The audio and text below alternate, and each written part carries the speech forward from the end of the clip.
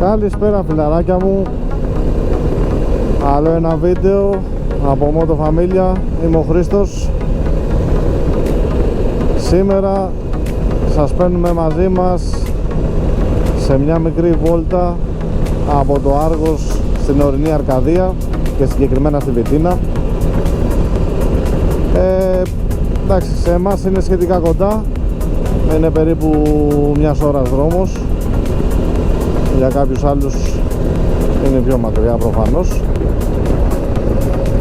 Εμείς το καλοκαίρι θα έρθουμε αρκετές φορές προς τα εδώ λόγω της αλλαγής του καιρού. Έχει λιγότερους βαθμούς εδώ από ό,τι στο Άργος και όταν κάνει ζέστη καταλαβαίνετε ότι για εμάς εδώ είναι παράδεισος. Θα δείτε σήμερα αυτή την όμορφη διαδρομή μέσα από βουνά, μέσα από έλατα, στροφές, επαρχιακός δρόμος. Θέλουμε να το μοιραστούμε αυτό μαζί σας. Όσοι έχετε έρθει ξέρετε, όσοι δεν έχετε έρθει θα μπορέσετε να πάρετε μία εικόνα του πως είναι η διαδρομή, να ζηλέψετε λίγο, έχω να πω, ειδικά σε εσάς που αρέσει το βουνό όπως και εμάς. Αυτά λοιπόν. Εντάξει, λίγο προσοχή όταν είναι φθινόπωρο, άνοιξη και χειμώνας εννοείται. Σε σκιερά κομμάτια μπορεί να συναντήσουμε υγρασία, μπορεί να συναντήσουμε χαλίκια. Θέλει λίγο προσοχή, ειδικά άμα δεν ξέρουμε και το δρόμο, να είμαστε λίγο επιφυλακτικοί, καλό είναι. Εδώ με το Vestrom είμαστε στο τομέα του, έχω να πω, πιο πολύ εδώ παρά σε εθνική. Το Vestrom είναι στα νερά του και εκτός από τη Βιτίνα θέλω να δούμε τη διαδρομή σήμερα. Είχα σκοπό λίγο να σας περιγράψω πως εμείς οργανώνουμε μία εκδρομή, συνήθως μεγάλη, έτσι διήμερη, τριήμερη, τετραήμερη. Τι διαδικασία ακολουθούμε συνήθως, τι προσέχουμε, οπότε ας ξεκινήσουμε. Για αρχή συζητάμε το που θέλουμε να πάμε, έτσι. Βρίσκουμε μια τοποθεσία που να κάνει σε όλους μας, να μας αρέσει, και αφού έχουμε συμφωνήσει με αυτό, μπαίνουμε Google Maps και θα κοιτάξουμε αξιοθέατα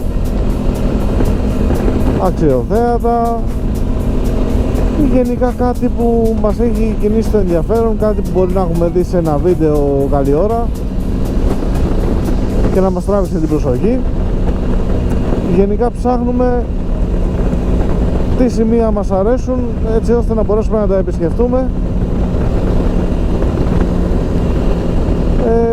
όλες αυτές τις ημέρες που θα είμαστε εκεί. Αφού τελειώσει αυτό το κομμάτι θα ασχοληθούμε με τα έξοδα της εκδρομής. Να και ο Νικόλας που είναι μαζί μας σήμερα μας κάνει παρέα, πάμε στη Βιτίνα να πιούμε καφεδάκι. Όπως έλεγα, θα ασχοληθούμε σε δεύτερο κομμάτι με τα έξοδα. Τα έξοδα για μια εκδρομή, πέρα από τη διαμονή που διαφέρει ανάλογα που θέλει να μείνει ο καθένας. Μπορείς να μείνει σε κάποιο κατάλημα, μπορεί σε κάποιες περιπτώσεις να κάνεις κάμπινγκ. Τα έξοδα στη διαμονή διαφέρουν για τον καθένα ανάλογα τις προτιμήσεις και τα γούστα. Εμείς μέχρι στιγμής έχουμε μείνει σε καταλύματα, δεν έχουμε κάνει κάποιο κάμπινγκ, αν και ψινόμαστε, η αλήθεια είναι, αλλά οκ. Μπορεί να γίνει και αυτό κάποια στιγμή. Τέλος πάντων, θα κοιτάξουμε να βρούμε τα καταλήμματα, πόσο κοστίζουν, έτσι, και από εκεί και πέρα θα καταλήξουμε σε κάποιο που μας αρέσει. Θα κλείσουμε τα δωμάτια σε δίκλινα, τρίκλινα ανάλογα. Μετά θα υπολογίσουμε με τα χιλιόμετρα βάσει της κατανάλωσης στα μηχανάκια μας, χοντρικά τι καύσιμο θα χρειαστούμε, πόσα λίτρα καύσιμο θα χρειαστούμε, πόσα γεμίσματα. Πάλι χοντρικά θα βάλουμε κάτω τα διόδια για να έχουμε έτσι μια εικόνα. Και οκ, τώρα στον καθένα τα καθημερινά του έξοδα, να φάει, να πιει ένα καφέ, να πάρει κάτι αναμνηστικό ίσως. Διαφέρουν στον καθένα αυτά τα βάζει ο καθένας κάτω και κρίνει και βγάζει ένα τελικό ποσό. Αφού λοιπόν τελειώσουμε και με τα έξοδα,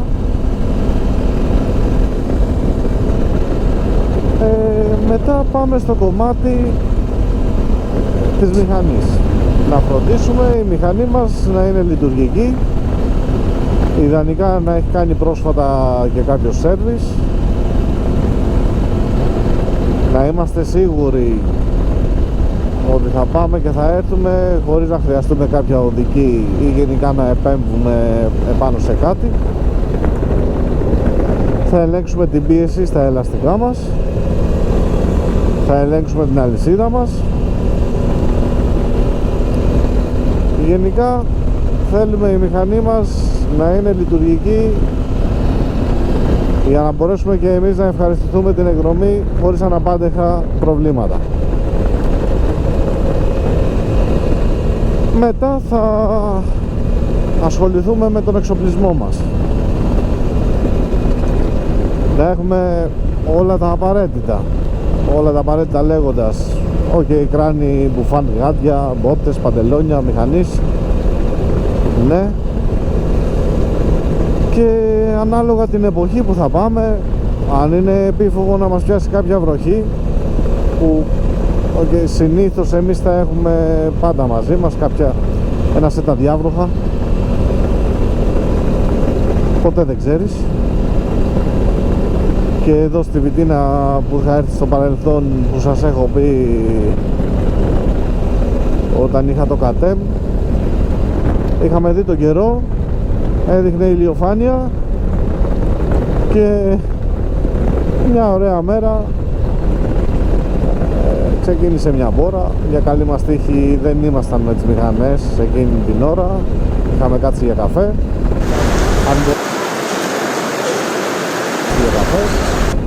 Αν μπορέσω θα βάλω και σκεπτικό βίντεο να το δείτε.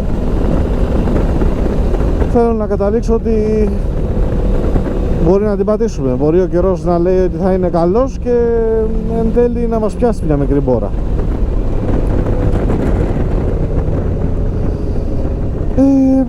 Μετά από αυτό, σαν έξτρα έτσι λίγο τον εξοπλισμό, ας πούμε εμάς μας βολεύουν πάρα πολύ και οι ενδοεπικοινωνίες.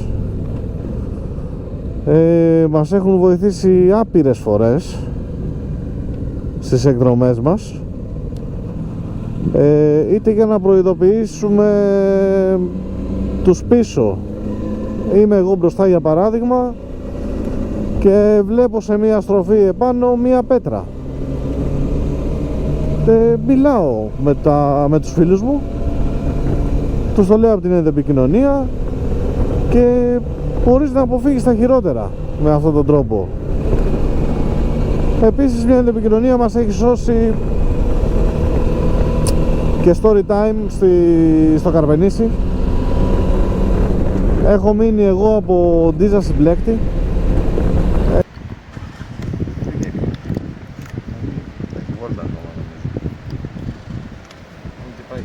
Αφού είναι γραφείες.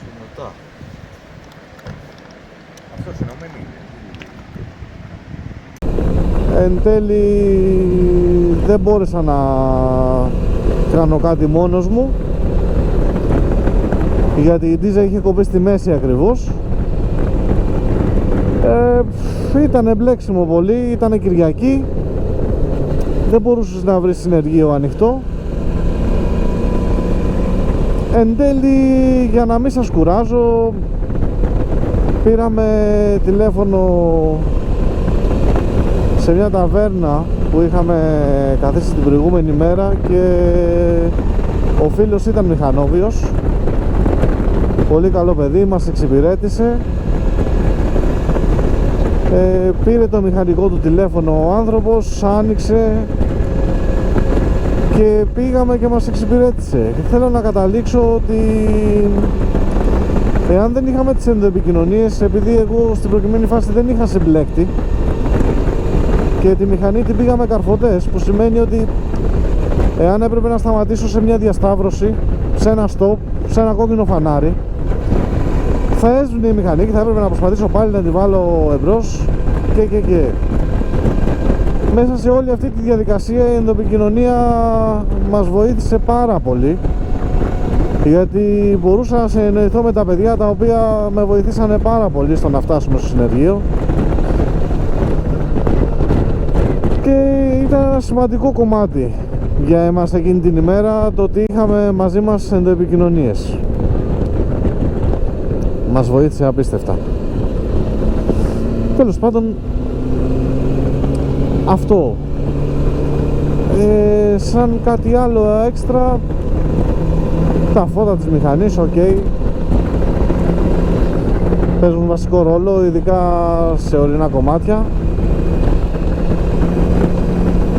Είναι μεγάλη υπόθεση να έχεις ορατότητα. Βοηθάς και τους πίσω σου, αν είσαι εσύ μπροστά, αλλά πάνω απ' όλα βοηθάς και εσένα την ώρα που οδηγείς, έτσι δεν το συζητώ. Κοιτάξτε το οποίο, παιδιά, είναι απίστευτο. Και γενικά, ειδικά μες στο καλοκαίρι, έρχομαι αρκετά συχνά. Σίγουρα δηλαδή θα δείτε και άλλο βίντεο πάνω σε αυτή τη διαδρομή. Αυτά λοιπόν χοντρικά για τις εκδρομές μας. Περιληπτικά έτσι τι ακολουθούμε εμείς σε μια εκδρομή. Όχι απαραίτητα ότι είναι αυτή η σωστή διαδικασία, απλά έτσι ήθελα να μοιραστώ μαζί σας πώς θα το οργανώσουμε εμείς κάτι τέτοιο. Μπορείτε να μου γράψετε στα σχόλια τι άλλο θα μπορούσαμε να κάνουμε έτσι για καλύτερη οργάνωση μιας εκδρομής. Μπορεί και εγώ κάτι να έχω ξεχάσει τώρα, δεν το συζητώ, δεν τα έχω γράψει κάπου. Ό,τι σας λέω είναι αυθόρμητο, γι' αυτό και τα σαρδάμ, γι' αυτό και τα κολλήματα και όλα. Δεν έχω οργανώσει κάτι στο μυαλό μου, απλά θα βγω τη βόλτα μου και θα μοιραστώ μαζί σας διαδρομές, στιγμές, ό,τι μου έρθει στο κεφάλι. Αυτά λοιπόν. Αυτό ακολουθούμε εμείς στην οργάνωση μιας εκδρομής.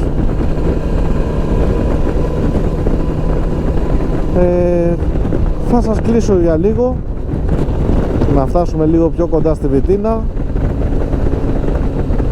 Θα δω μήπως μπορέσω να τραβήξω και κάποια πλάνα με τον drone, εάν με αφήσει ο καιρός, γιατί φυσάει λίγο σήμερα. Δεν ξέρω και ο ήχος πως έχει βγει.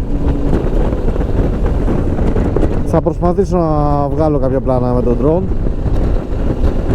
και αν τα καταφέρω θα τα δείτε μετά από αυτό το κλείσιμο. Λοιπόν, για λίγο, χαιρετώ και τα λέμε λίγο πιο μετά.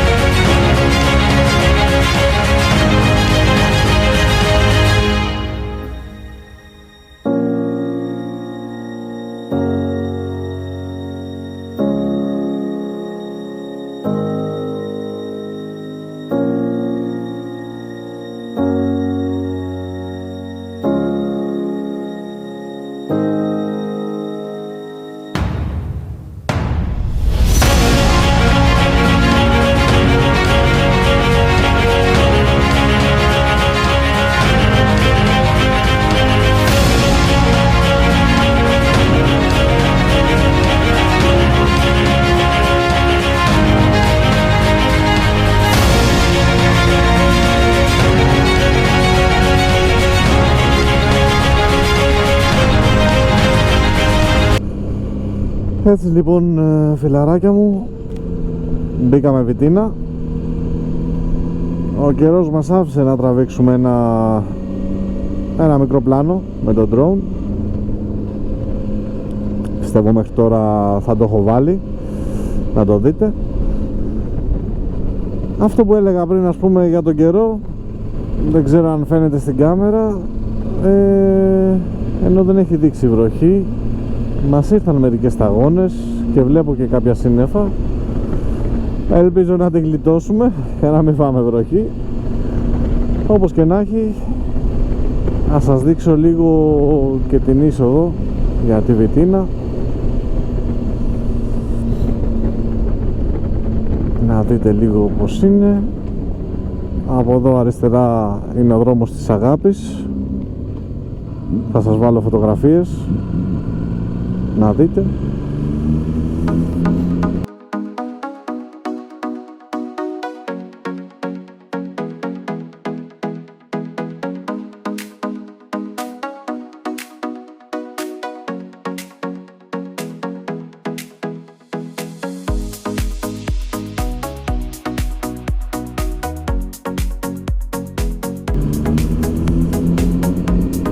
Και τώρα μπαίνουμε για την πλατεία, για την κεντρική πλατεία.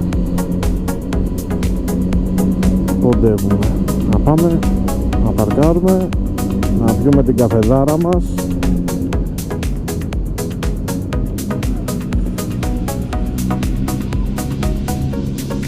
Εδώ στην όμορφη Βιτίνα.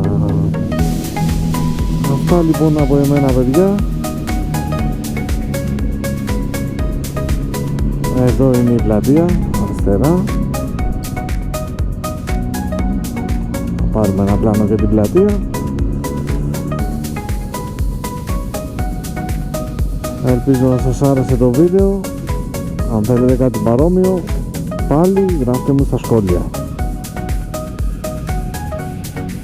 Ευχαριστώ πολύ για όλα τα like, για όλες τις εγγραφές. Όσοι δεν έχετε κάνει, κάντε μια εγγραφή.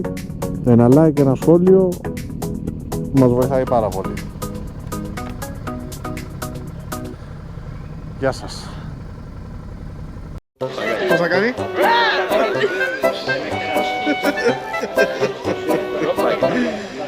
Το σκυλί θα κάνει έτσι. Το σκυλί είναι ωραία. Πώς τα παιδιά από Βερένα ξέρω. Πώς θα κάνει το σκυλί? Μαρστάρι. Σαν κοράκι θα είναι μίξη, βρύδιο. Έτσι ξυπνήσεις βράδυ τώρα μέσα στο λούρο, θα τα κατουρίσεις και εδώ δεις και σκοντάψεις πάνω του.